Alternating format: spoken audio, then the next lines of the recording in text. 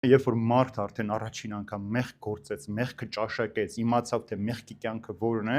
ուրեմն Աստծո բարկությունը եղավ առաջին անգամ որտեղ տեսանք ջրհեղեղի, չէ՞, որ ասում է մարդկանց մեղքերի բողոքի ձայնը հասավ երկինք։ Երկրորդը, երբ որ մարդը այնքան ամբարտավան հպարտ դարձավ, որ որոշեց Բաբելոնի աշտարակը կառուցել, հասնել երկինք Աստծո հետ, ուրեմն Աստված այդ բարկությունը ասելով այստեղ թողեց մարդուն իր մեղքի մեջ, ինչպես որ Բաբելոնի աշտարակաշինության ժամանակ ցրվեցին բոլորը եւ այլևս իրար չճանաչեցին եւ իրար լեզու չհասկացան։ Ուրեմն Աստծո բարկությունը նաեւ պատիժն է մարդուն մեղքի հետևանքով։ Մենք եթե ասենք որ Աստված պատժում է մարդուն, ուրեմն սխալ կանենք, որովհետեւ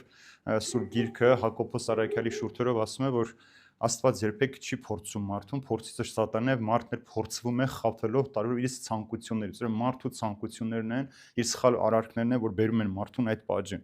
Ուրեմն Աստծո բարկությունը իրականում մենք անցյալ անգամ ինչից խոսեցինք, վերջին տողը ինչի մասին էր, Աստծո արդարության, չէ՞, հավատքի արդար։ Ուրեմն Աստծո բարկությունը եւ Աստծո արդարությունը նույն բանն են, այսինքն այդ բարկության մեջ պիտի հասկանանք, որ Աստծո արդարությունն է իրականանում, այսինքն ինչ որ դու արել ես, ինչպես Սուրբ Գիրքն է ասում, եթե դու քամի ես ցանել, ուրեմն փոթորիկ պիտի հնձես։ Մեղքի վարձը մահն է։ Ուրեմն այսինքն ինչ որ դու արել ես, ինչ որ դու գործել ես, ինչ սերմանել ես, Աստծո արդարությունը պիտի լինի։ Ուրեմն սրանք նույն բաներն են, պարզապես հակառակ ուղղությամբ է սկսում գործել։ Եթե մարդը արդարությամբ ապրում է, հավատքի արդարությունն է շահում, Տիրոջ ներկայությունը, եթե դառնում է դեպի հավատքը, դեմքով հակառակվում է եւ սկսում է թշնամությամբ ապրել, ուրեմն արդեն Աստծո բարկությունն է վրա հասնում։